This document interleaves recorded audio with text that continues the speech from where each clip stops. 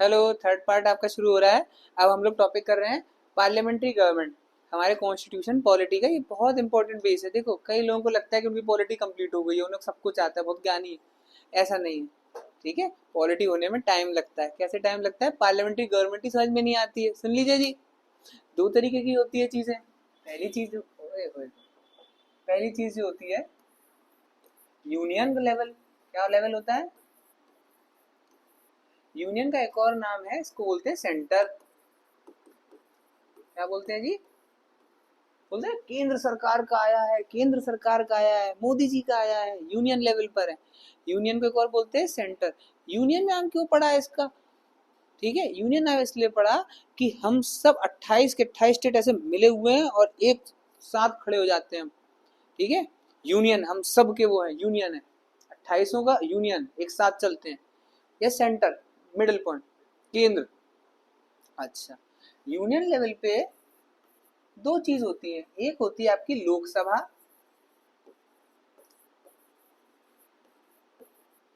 ठीक है।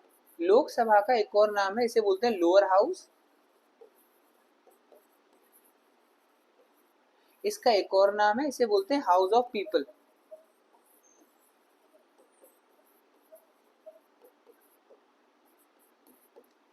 लोकसभा को लोअर हाउस भी बोलते हैं और हाउस ऑफ पीपल भी बोला जाता है, ठीक है। ये हमारी मेन बॉडी है। जो मेन चीज है वो हमारी यही है। डायरेक्टली इलेक्टेड होके यहाँ पे लोग जाते हैं लोकसभा में, ठीक है। इन्हीं को पूरा पैसे का, फाइनेंस का पावर रखी जाती है। ज्यादातर हमारे देश में प्रधानमंत्री लोकसभा से ही आते हैं। एक और ब्रांच है, उसे राज्यसभा बोलते हैं, वहां से भी हमारे देश में आते हैं, ठीक है, राज्यसभा में, बट वो ज्यादातर नॉमिनेटेड होते हैं, ठीक है। लोकसभा में लोअर हाउस बोलते हैं, हाउस ऑफ द पीपल बोला जाता है इसको, ठीक है। यहाँ पर एक और होता है, उसे बोलते हैं राज्यसभा। क्या बोलते हैं?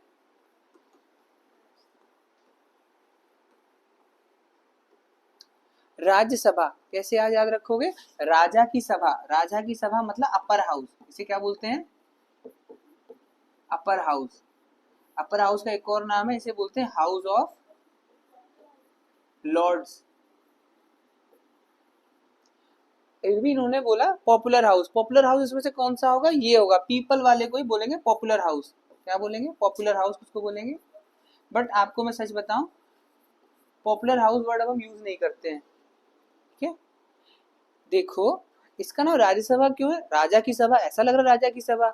जब हमारा देश आजाद नहीं हुआ था, उससे पहले हमारे देश में एंडिंग के टाइम पर भी 650 राजा रजवाड़े थे, मतलब प्रिंसली स्टेट्स थे।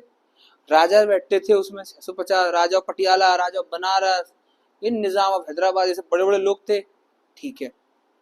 उन लोगों को इलेक्टेड नहीं किया जाता था, उनको हम सब नहीं चुनते थे। उनको डायरेक्टली अपॉइंट या नॉमिनेटेड कर दिया जाता था। बोल दिया जाता था भाई राजा बनारस आके बैठेंगे। कहाँ बैठेंगे? इन गरीब लोगों के साथ लोकसभा में नहीं, अमीरों के साथ बैठेंगे राज्यसभा में, ठीक है। और राजा की सीट को क्या आप उखाड़ के ले जाओगे? राजा की सीट परमानेंट होती थी, इसीलिए इस हाउस को एक और नाम है, इसे बोलते हैं परमानेंट हाउस। क्या बोलते हैं? Permanent house. ये कभी डिसॉल्व नहीं होगा, चाहे कुछ भी सिचुएशन हो जाए, ये हाउस परमानेंट है। याद रखना, पॉलिटी में अगर यहाँ पे हाउस लिख रहे हैं तो एच कैपिटल होगा। याद रखना, आपने एच स्मॉल लिख दिया है, ये आपका घर नहीं है, ठीक है। ये लोकसभा राज्यसभा में house of people, houses of parliament, यहाँ एच कैपिटल होगा। अपना घर लिखते हो तो हाउस छोटा लिखते हो, एच। ये वाला हाउस बड़ी चीज है। Rajya Sabha upper house, house of Lord, ये परमानेंट हाउस है, ये परमानेंट रहेगा। अच्छा, और आगे चलते हैं। यहाँ पे मेंबर क्या होंगे? नॉमिनेटेड होंगे। यहाँ पे कैसे होंगे मेंबर? कुछ होंगे जो नॉमिनेटेड होंगे, कुछ होंगे जो इनडायरेक्टली इलेक्टेड होंगे। इनडायरेक्टली इलेक्टेड होंगे।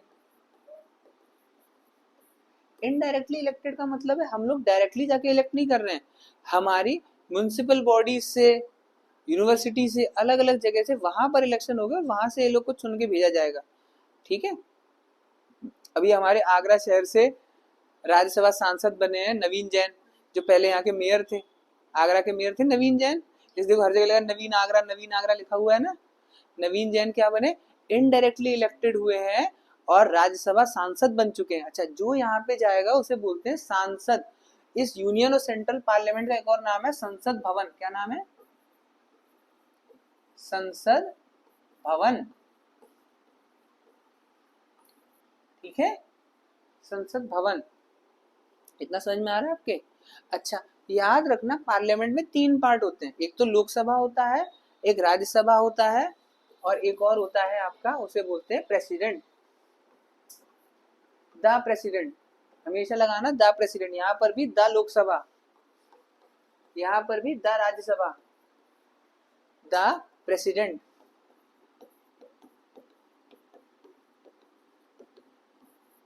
आपके पेपर में आता है कि is president a part of the parliament? Yes, president is part of the parliament.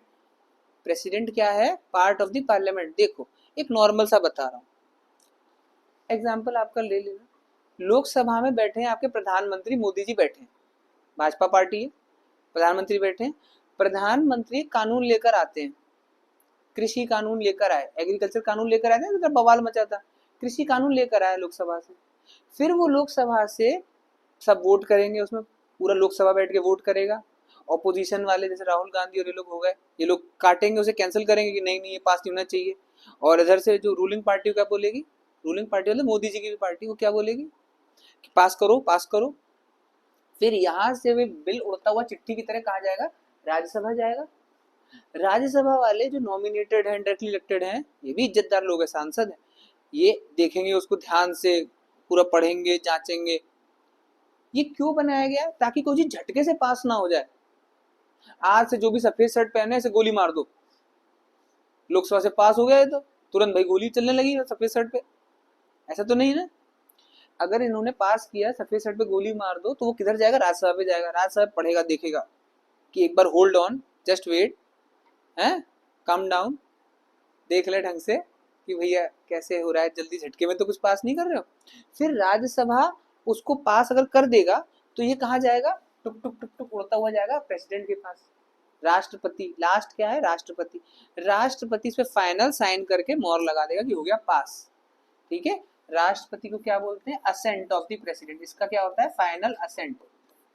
Final assent, assent मतलब हामी भरना, यस। असेंट मतलब हामी भरना, यस लिख दूं इजी लैंग्वेज में। असेंट ऑफ द प्रेसिडेंट मतलब यस। यस हो गई भाई, यस हो गई, डन हो गई, डन हो गई। डन होते, अब सुनो क्या बात है, एग्जाम्पल मैंने कैसा लिया है। लोकसभा से कानून पास हुआ है कि जिसने सफेद शर्ट पहनी से गोली मार दो। राज्यसभा के पास गया, अगर इनमें अकल होगी तो ये काट देंगे, नहीं है अकल तो इनने हाँ नहीं मार देना, गोली मार दो। राष्ट्रपति पे अकल होगी तो ये बोलेगा नहीं नहीं ठीक है, बट अगर अकल नहीं हुई तो बोलेगा ठीक है मार दो, गोली मार दो सफेद शर्ट को। तो मैं सफेद शर्ट वाला कहाँ जाऊं?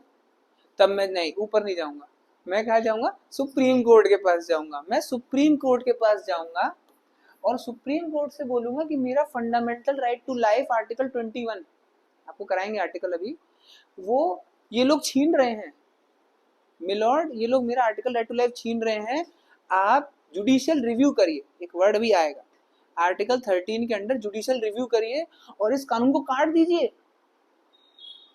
ठीक है, अब आप मुझे बताओ, जो आईएएस का क्वेश्चन ये बनता है, क्या कानून बनने के बाद ही जुडिशियल रिव्यू होता है या कानून बनने से पहले जुडिशियल रिव्यू कर सकते हैं? नहीं, पहले नहीं कर सकते हैं। हमेशा कानून जब फाइनल मोहर लग गई उसके बाद ही आप जुडिशियल रिव्यू कर सकते हो, ये याद रखना।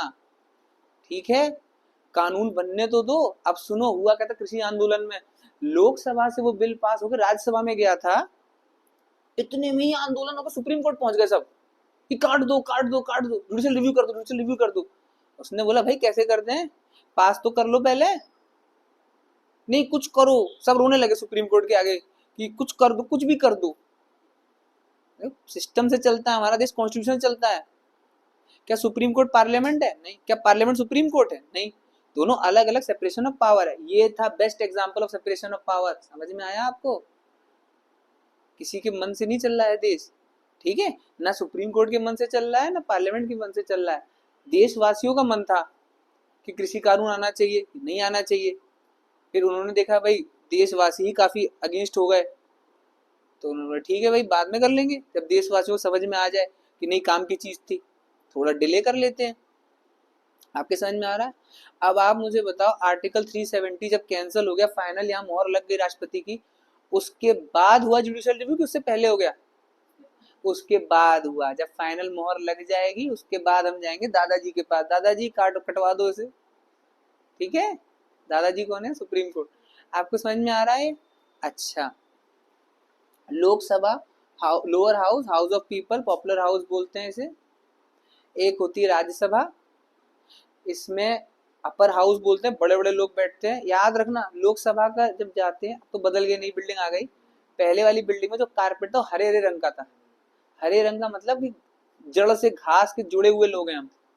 हरा मतलब जमीन से जुड़े हुए लोग हैं, हाउस ऑफ पीपल। यहाँ ज्यादा लोग हैं, 545 लोग हैं। कितने हैं यहाँ पर? जबकि यहाँ पर कम है, राजा रजवाड़े कम है, कम है। यहाँ पे लोग कम है, यहाँ कितने? 245 कर लो आप। एक याद करने के लिए फिगर कर लो, फिगर कभी ऐसे एग्जैक्ट नहीं पूछ रहा आपसे, ठीक है? आपका पेपर बना है कॉन्सेप्ट्स के लिए। मैंने कई लोग देखे फैक्ट पे फैक्ट, फैक्ट पे फैक्ट रटे जा रहे हैं, जबरदस्ती रट रहे हो आप। एक बार आईएएस का पेपर देख के देखिए आप, क्या मेंस में वो आपसे फैक्चुअल क्वेश्चन पूछ रहा है? नहीं, वो आपसे जानना चाहता है कि अंदर के कॉन्सेप्ट क्लियर है कि नहीं आपके।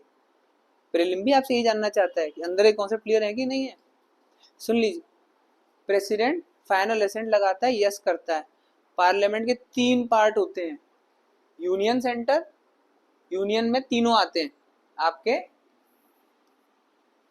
लोकसभा, राज्यसभा और द प्रेसिडेंट। अब सुनो, लोकसभा में, लोकसभा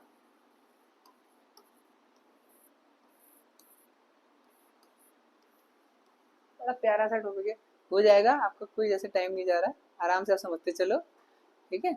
लोकसभा में एक तरफ होते हैं आपके रूलिंग पार्टी, क्या बोलते हैं इसे?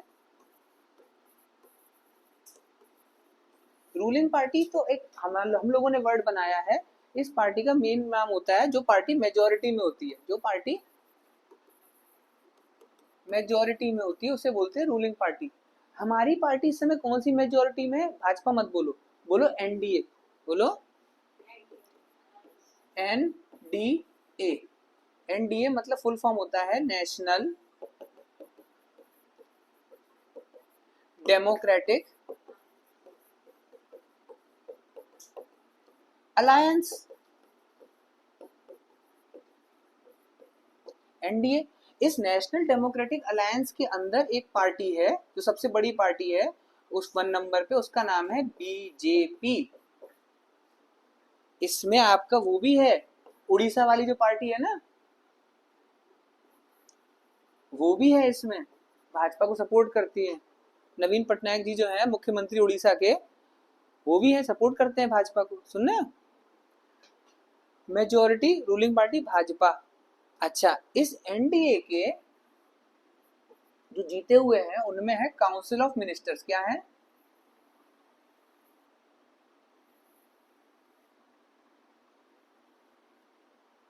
ये जो बाहर वाला रीजन है, ये कौन से हैं आपके? Council of minister.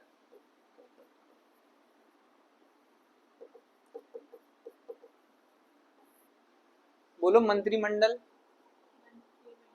एक है हमारे प्रधानमंत्री, ऐसे याद करो, जैसे एक प्रधानमंत्री, प्रधानमंत्री के पूरा मंत्रिमंडल है, उनके प्रधानमंत्री है। मिनिस्टर्स का वो प्राइम मिनिस्टर है, प्राइम मतलब होता है फर्स्ट, बोलो फर्स्ट। सारे मिनिस्टर्स का जो पहला नंबर वाला वो कौन है? प्राइम मिनिस्टर, ठीक है? ये काउंसिल ऑफ, मेरे सारे मंत्री परिषद, बीचों बीच में कौन है आपका? Prime minister. कौन है? ये है हमारे मोदी जी, बीचों बीच में पीएम, ठीक है? अच्छा, वो लोग जो मोदी जी के बहुत खास हैं, उन मंत्री में भी वो जो बहुत खास है उन्हें बोलते हैं कैबिनेट। सही बोला। तो इन लोगों को क्या बोलते हैं? जो सबसे खास वाले हैं इन्हें बोलते हैं कैबिनेट। आपको याद आ रहा है कल कैबिनेट मिशन प्लान कराया था?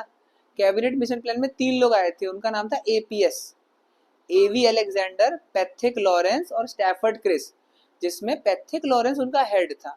कैबिनेट मिशन प्लान 1946 को आता है, वो रिजेक्ट हो गया था, बट कैबिनेट मंत्री थे वो तीनों। मतलब जो उस टाइम पे प्रधानमंत्री था इंग्लैंड का, उसका नाम क्लेमेंट एटली था, भी जरूरत नहीं है। क्लेमेंट एटली ने उन तीनों को भेजा था कि तुम जाओ और इंडिया में बात करो। तो यहाँ पर कैबिनेट पहले सबसे सबसे बड़ा कौन है, काउंसिल ऑफ मिनिस्टर, उसके अंदर एक कैबिनेट मंत्री, फिर सबसे बीचों बीच में टॉप आदमी है हमारे प्रधानमंत्री। ठीक है, अच्छा इतना समझ में आ रहा है आपको लोकसभा। अब देखो दूसरी साइड कौन है आपकी, ऑपोजिशन पार्टी। दूसरी साइड कौन है आपके, ऑपोजिशन पार्टी। ऑपोजिशन पार्टी का मतलब क्या है कि ये वो पार्टी है जो दूसरा व्यू लेकर आई है। अगर मोदी जी कोई एक बात बोलते हैं तो ऑपोजिशन पार्टी कुछ और बात बोलेगी ही बोलेगी। ठीक है, अगर दोनों ने हाँ भर दी तो बहुत ही अच्छी बात होगी कोई, बट ऑपोजिशन पार्टी अपने आप को बढ़ाना चाहती है ना कि भाई मेरे को बढ़ावा मिले, मेरे को वोट मिले तो अपनी बात लेकर आएगी। मोदी जी बोलते हैं आत्मनिर्भर बनो, तो वो बोलती सरकारी नौकरी दो। आत्मनिर्भर मतलब होता है एमएसएमई बिजनेस को प्रमोट करो, गुजरात मॉडल सोच रहे हैं। ऑपोजिशन पार्टी देख रही है कि यूपी बिहार में सबसे ज्यादा लोग सरकारी नौकरी की तैयारी कर रहे हैं, 12th फेल। ठीक है, तो ऑपोजिशन पार्टी उसको प्रमोट करती है। भाजपा सरकारी नौकरी कम करती जा रही धीरे धीरे, क्यों, ये चाहती है आत्मनिर्भर बनो। अंबानी अडानी का एग्जाम्पल देखो, उन्होंने किसी वो करी है प्री वेडिंग मैरिज, पता नहीं कौन सी। हाँ, हमारे यहाँ तो बस फोटो शूट हो जाता है प्री वेडिंग, उसने पूरा ही करवा दिया। ठीक है, ऑपोजिशन पार्टी में सबसे बड़ी जो है लार्जेस्ट, उसका नाम क्या है, उस ग्रुप है, ये ग्रुप, उस ग्रुप का नाम है यूपीए। अच्छा, जैसे यहाँ एनडीए थी, यहाँ पर है यूपीए। ये आपको पता नहीं चलेगा नॉर्मल बातों में, अखबार में भी कभी कभार इंग्लिश न्यूज़पेपर पढ़ोगे तो पता चलेगा। मैं आपका बेस बना रहा हूँ, धीमे धीमे आप देखोगे आपकी पॉलिटी बहुत हाई पहुंच जाएगी। Day by day, lecture by lecture हम चलेंगे। यूपीए का फुल फॉर्म होता है यूनाइटेड प्रोग्रेसिव अलायंस। इसमें जो सबसे बड़ी पार्टी है उसका नाम है कांग्रेस। ठीक है, या इंडियन नेशनल कांग्रेस समझ लीजिए, कांग्रेस। इसमें सबसे बड़ी पार्टी उसका नाम है कांग्रेस। अरे इधर भाजपा इधर कांग्रेस, यही तो हम देखते रहते हैं, पर मेन कौन लड़ रहा है, एनडीए और यूपीए। ठीक है, मेन कौन लड़ रहा है, UPA group, NDA group. Eagle gang, बिच्छू गैंग, ऐसे समझ लो आप। ठीक है, ईगल गैंग, बिच्छू गैंग। अच्छा, ये दोनों एक दूसरे को कुर्सी ना फेंक फेंक के जूते चप्पल ना चल जाए यहाँ पे, तो कौन है बीच में रोकने वाला, स्पीकर।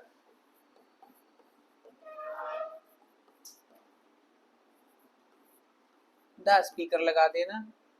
ठीक है, कौन है बीच में, स्पीकर।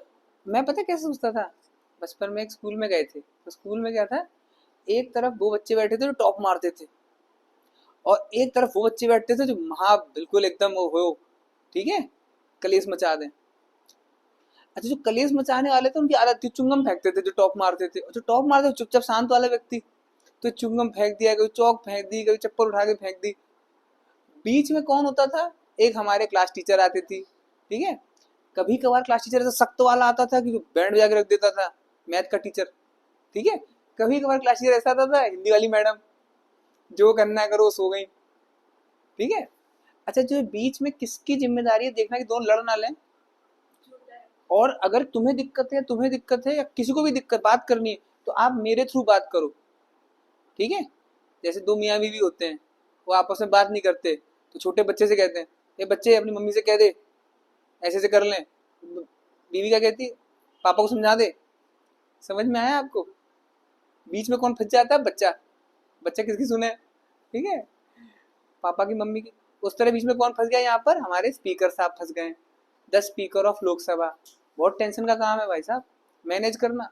आप शांत हो जाइए, आप बोलिए, 2 मिनट है आपको बोलने के लिए, ज्यादा बोल गए।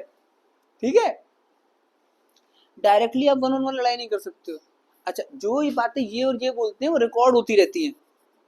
कई बार इनने कुछ गंदी बात कह दी या इनने कोई गंदी बात कह दी, तो स्पीकर क्या बोलता है, नहीं नहीं इसे रिकॉर्ड पे मत करना, इसे रिकॉर्ड मत करना, इसे रिकॉर्ड से हटा दो। क्यों रिकॉर्ड से हटा दो, कि आगे आने वाली जनरेशन है, हमारी पुश्तें हैं, वो भी देखेंगे कितनी गंदी बातें करते थे ये लोग।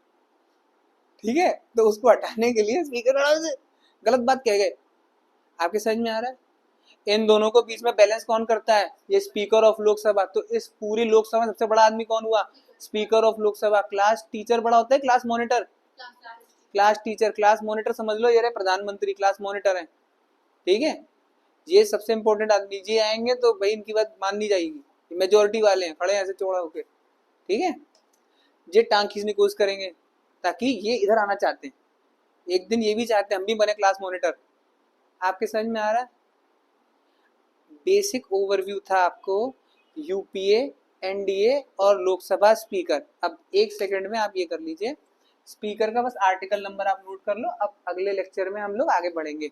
स्पीकर का आर्टिकल नंबर है under article 93।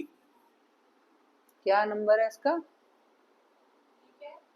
Article number UA लिख दिया है मैंने, अंडर आर्टिकल लिख दिया है, रुक जाओ ठीक से लिख दे रहा हूं। आर्टिकल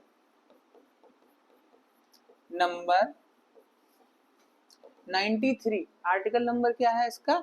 93। अब भाई याद कैसे करोगे, ये है काम की बात। अंडर आर्टिकल 93 अब याद कैसे करोगे? देखो आप लिखो, छोटा सा एस बनाओ, पी बड़ा सा, फिर ई और लिख दो एकर। स्पीकर ऐसे लिख दिया मैंने, स्पीकर ऐसे लिखा मैंने, सुनो सुनो, स्पीकर ऐसे लिया, पी और ई को बड़ा कर दिया।